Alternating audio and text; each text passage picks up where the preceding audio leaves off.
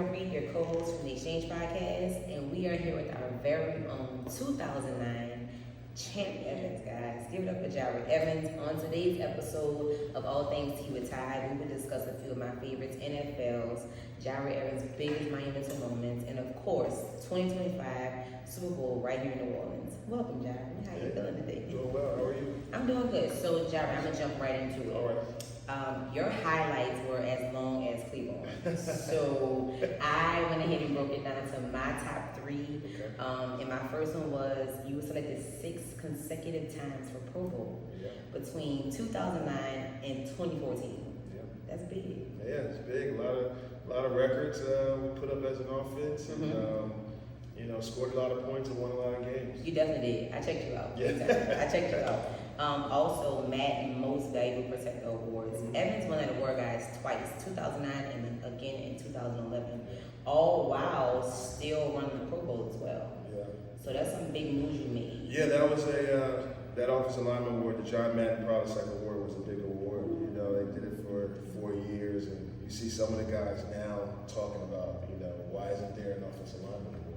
Deion Dawkins had brought it up a couple of weeks ago. Uh-huh. I had IG DM'd them and showed them that we used to have one, but Madden was that guy that really highlighted the offensive line, and I think they should probably bring back that award or something similar. Do you think with Super Bowl being as big as it is now with these two dynamic teams, do you think Madden may decide that they should bring that back? I hope they do. John Madden was, he's definitely a pioneer, and I think that they should bring back the Madden Protectors Award, or somebody else maybe can sponsor it and do it. But I do think that the offensive line should be highlighted. I think they should too. Yeah. Matt, what y'all doing? Make the move. And then my very own, favorite, least but not favorite, Evans was inducted into the Saints Hall of Fame in 2020. Now, I'm gonna go ahead and give you a round of applause. Because that's big. Coming from a Philly born, played with the Saints 11 years. And this man ain't sit on a bench, y'all. He played consecutively every single game his first 9 years, for sure. Now, one thing I did see that made me smile was, and I quote from Drew Brees, if you wanted to make a play, run behind Jahri Evans. Yeah. So I'm going to run behind you every time you make a play. I'm going to just go ahead and let you know that's what I'm going to be doing. Running behind Jahri on there. I'm betting on Jahri, for sure. So those are my highlights that I love to see for you.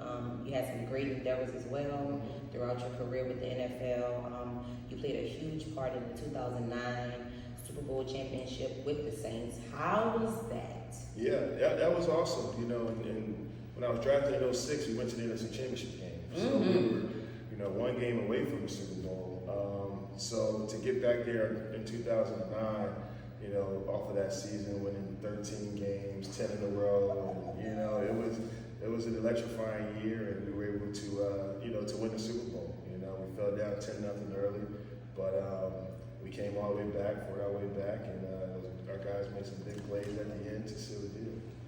Okay. Y'all, this is crazy.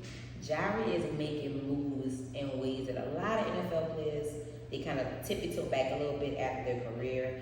But a question that I definitely wanted to ask was, how was life transition after the NFL? Yeah, it's been cool. I was doing real estate when I was in the league. We still have commercial real estate. When I retired, I opened up a restaurant in South Philadelphia, right by the stadium, where the casino is. So I'm in the restaurant lounge business. I was operating that for 5 years before I got back into coaching, and I'm thankful to be back into coaching because that's a tough business, especially through COVID. Oh man, it was rough. But I had a good staff. We did some good things. Malcolm had a party there one year, New Year's Eve party with the Eagles, so we did a lot of events and stuff. So that was fun. But just been doing that stuff off the field, and now since I'm back in coaching, I'm back in football. Okay. Another thing I wanted to point out was, what were some of the obstacles that you transitioned from running a restaurant and then coming back into that coaching? Yeah, definitely. The first thing with running a restaurant is just managing people. Right? It's not easy. It's super difficult. you know, and, you know, obviously the skill set and the talent that you need to be in the kitchen, in the front of the house, in the back of the house. It was rough, and I learned a lot on the fly. I had fun, enjoyed it, but I tell people all the time, you know, I'm not necessarily in the restaurant business, I'm in the real estate business. So, you know, me owning my own property definitely helped me manage, you know, that restaurant world. But yeah, the first thing I did was just be able to get a tenant in there to run the restaurant, and we did that. So I have a new restaurant group that's in the restaurant that I'm gonna stay close involved with, but they're gonna be doing all the operation day to day. So I'm basically just mainly focusing on football. So back into coaching. But yeah, so that was a fun endeavor that I learned, you know, and I got in, learned, and got out. But so yeah. That's great. I'll share a little bit about my background. So I do have about 10 to 11 years of hotels and restaurants. Yeah. So when you speak of managing people, we hear with that. Yeah. Managing food and beverage, especially in New Orleans. It's a tourism type of city, so I can imagine it in Philly. Right. That's probably interesting as well. Yeah, it's the culture here is really, you know, food, beverage, entertainment. It's a destination place. People are coming. Philly is somewhat of a destination spot. And my place was really by the stadium, so all the games, I'm right there next to the Philly Stadium. They just built a new casino down the street next to the Philly Stadium. That's why I acquired the building, because I knew the casino was coming. So, you know, it's kind of a destination to go down to that area where the games and the casinos are. I mean, where the game and the casino is, and you have concerts and stuff like that. So I would do events and different things around those games and concerts. Yeah. So listen, off the field, on the field, Jahri Evans he's making moves, y'all. He's making moves. Trying to work that. So I'm gonna jump back into another NFL question. Yeah. What were your biggest sacrifices during your NFL career? Yeah, you know, I would say, you know, just making sure you're taking the time to keep your body in shape, to work out, to prepare your body to play for, you know, 16 and now 17 game seasons.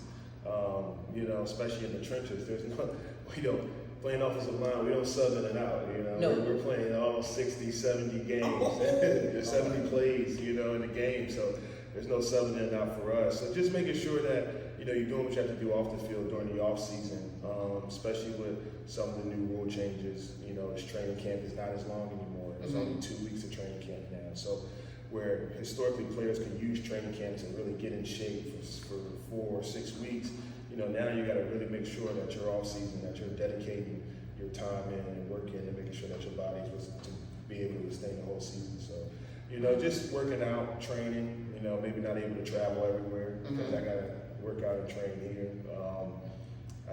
For me, my training I had steps to my training. So I also have a 24-hour gym in Philadelphia as well, in Bucks County Park. So after the season, I would go to Pensacola and train and live down there and come back here for OTAs, the off season, when we have organized team activities and off-season practice.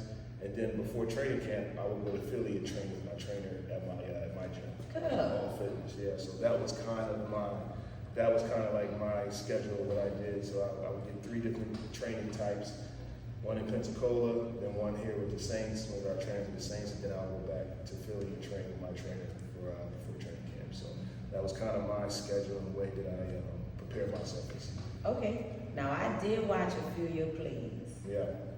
You quick on your feet. Yeah, good football. You are quick on your feet. I was like, wait a minute. Yeah. Jahri really a stick and move. Yeah. Get out the way. I'm coming through. Yeah. Sure. So during your time as an NFL player, you finished with the Saints in 2016. Now, how was that transition going to the Green Bay Packers in 2017? It was a transition. It was wild. I was never a free agent any time in my career. So it was wild. So like the year before that, in 2016, I actually got released by the Saints. I had 1 more year on my contract, and I'm the last offensive lineman to sign a 7-year deal. So there won't be no more 7-year deals after me. I was the last one to do it, and which is smart by these guys. They're signing 4-year deals and 5-year deals so they become available again. So, you know, I was the last 7-year deal from offensive lineman, in 16, in March, I actually got released by the Saints. Went to Seattle for 4 weeks. Didn't work out well. The O-line coach, he didn't like me, which I don't know, whatever. But I got cut by Seattle, and the Saints brought me back for 16. So that was my last year with the Saints. And then next year, that was my first time ever being a free agent. Never experienced that in my life. I didn't like it at all. It was I got a new respect for free agents and guys that have to go through that process. It was bananas, man. These teams, just try to devalue you. You know what I'm saying? And it sucks. And they're like, oh, you're old, or you're not doing. And I was like, okay, I got cut by Seattle, but I came back to New Orleans and started with game 1. And I was on the yes, you did. And I was on the 3rd team with Seattle. This makes no sense to me. Definitely see that. Like, what are you doing here? So, yeah, but going to Green Bay, that was a breath of fresh air. Like I said, it wasn't really a lot of teams that wanted me to play and or wanted to sign me for the value that I thought I was worth. But Green Bay did, and I went there because of Aaron Rodgers. I wanted to play with Aaron Rodgers. We had a good team. We were 6-1, and before Aaron got hurt, we were rolling. We were rocking and rolling. Then Aaron got hurt, so we didn't make the playoffs that year. We had an opportunity later in the season when he got back, but we lost.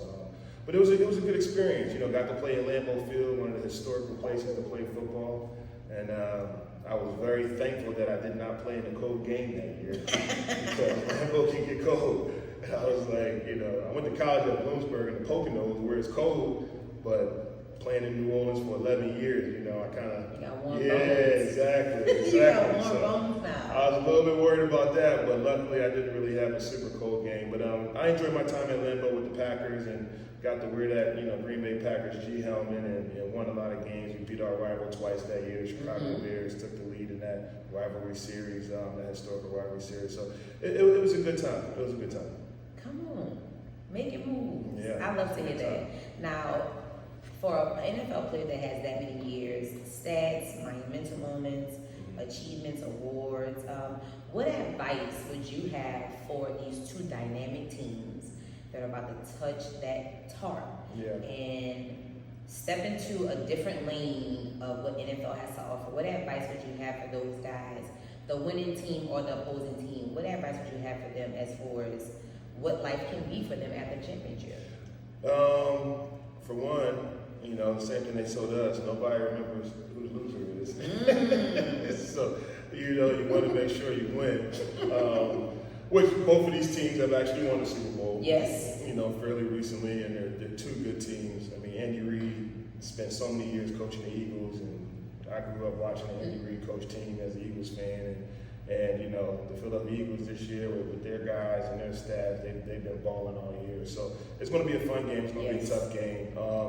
And just, I would just say, remember what got you to this point in the season, right? Remember what got you here for those players to go out there and continue to do what got them there. But it's going to be a wild game. I don't know who's going to pull it out. Me neither. They're both super good. We played both of these teams this season.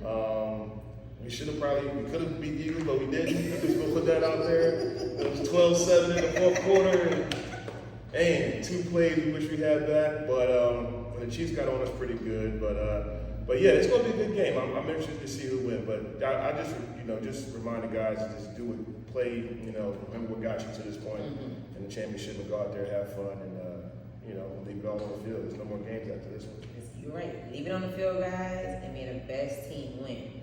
Now, you just returned back from Reese's Senior Bowl. Correct. How was that being back on the field, teaching these guys everything you literally have taught yourself and learned throughout your career? It was awesome. The Senior Bowl is it's an awesome event. You really get the best college players playing in an all-star game. And last year I coached the East-West Shrine Bowl, which is a couple of days before the Senior Bowl, and that's the next tier of players. So I got to see the difference in players and body types of, the tier A players and the tier B players, and got to see how different they, how more athletic they are, how bigger they are, how stronger they are. I'm not saying they're better, but they just, they just have other attributes that the other All-Star game doesn't have. But the Senior Bowl was, it was amazing. I got to work with a lot of good guys. We had 3 LSU guys there who all can play. They want to play at the next level. Those guys can ball.